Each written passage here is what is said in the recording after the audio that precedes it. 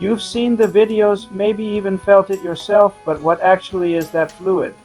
Let's dive into the science. This video is part of a series exploring female ejaculation. If you haven't watched yet, start at the beginning. We'll provide more information below. That glowing, abstract question mark you see at the start could be a DNA helix or a scientific flask.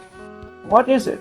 It's urine. Okay, sorry, just kidding, not urine. In fact, there's a lot more to it than meets the eye. First off, let's debunk a common myth. This is not urine. A water drop with a check mark and a urine bag with a big X over it. Although it may seem similar, it's actually a unique biofluid produced by a specific part of the female anatomy.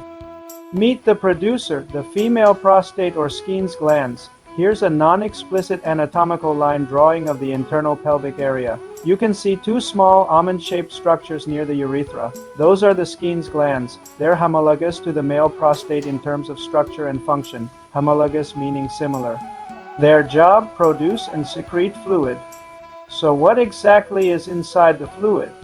Let's take a closer look. Here's an animated breakdown of a drop of that fluid. Inside you'll see tiny particles floating around. That's where the prostate-specific antigen or PSA enzyme is. Here's another enzyme, prostatic acid phosphatase, and those little sugar crystals. They're glucose or fructose.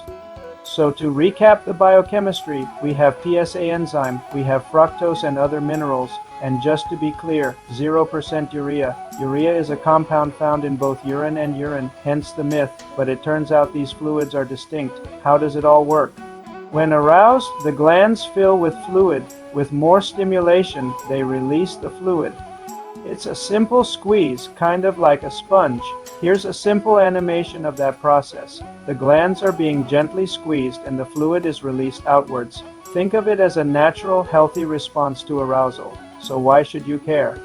It's a sign of healthy gland function and a normal part of some women's sexual experience.